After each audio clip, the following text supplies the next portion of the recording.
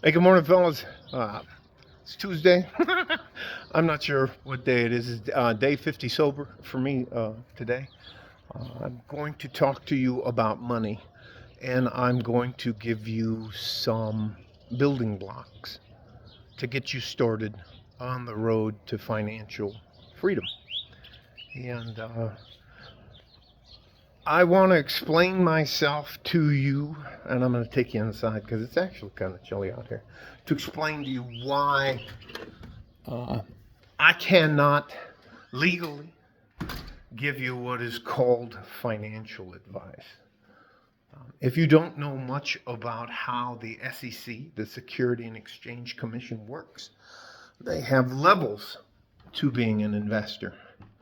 And you cannot have someone like me, who is considered a sophisticated investor, giving advice about a stock that I may have a controlling portion in. It's like the guys with it's why the things they do with the new coins, where they Dogecoin, and then they rug pull you and rip you off and stuff like that.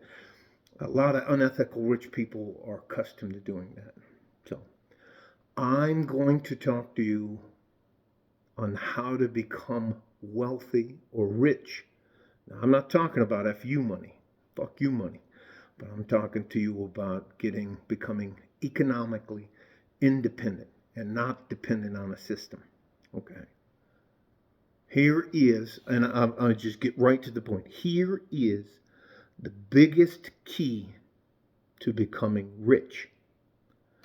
It is a series of small decisions you choose to make as a man that become habits.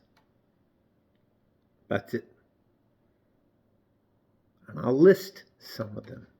First, we take the time to control all of the things that we have direct control over. The words that come out of your mouth, being on time, being dressed properly, not causing trouble wherever you go. There shouldn't be a wake of destruction behind you whenever you run into somebody. Being always argumentative, getting in your own way. Not doing the work required to be successful. No one that comes up as a good average man is gifted many things unless he has a family. And that, what they usually end up gifting you, is a series of information, knowledge, the small things financially. We do our best to get ourselves out of debt. We always pay ourselves first. We always take 10% of the gross, and that becomes ours to keep for the rest of our lives. I go and sometimes I'll sit on what they call the sidelines and watch them roll for a match, and then after that, when the men are getting to speak and stuff like that, if I'm asked to speak, or some of the guys come up and ask me questions, they always want to know about money. But you can't talk to them for longer than 2 minutes before they start doing this. Uh-huh. Uh-huh. They're looking at uh-huh. Uh-huh. And for me, that I don't operate that way. Um, I'd rather go have a cup of coffee with you, or you drink a soda or whatever you're going to have, and I'll have a cup of coffee.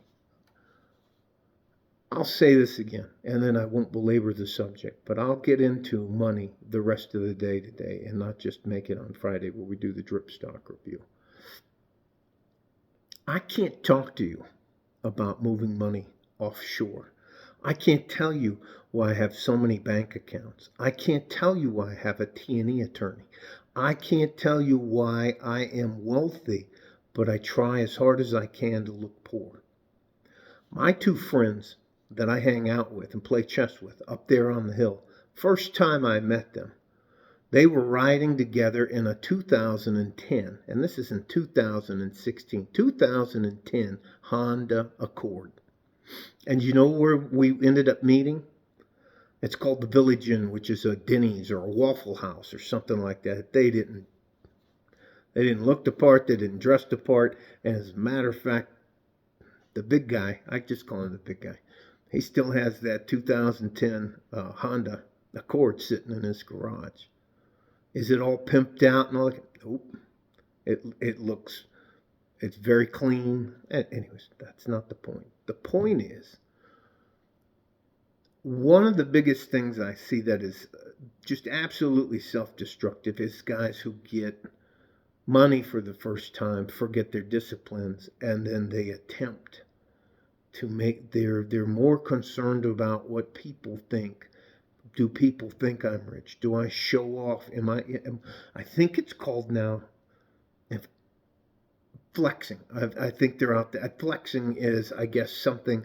It's more important that somebody thinks you're rich than you for you to be. Then it's more important the impression of you than for you to actually be rich. So that is, to me, counterintuitive. Doesn't make any fucking sense. So, anyways, I'm going to say this again in closing. Getting rich, becoming rich, is nothing more than a series of decisions that you make, small decisions that you make that turn into habits. And then those habits, they will last you the rest of your life. All right? Stay safe and healthy. Take care of each other if you can. And if you can't, you have to take care of yourself. I can't, anyways, let me just stop.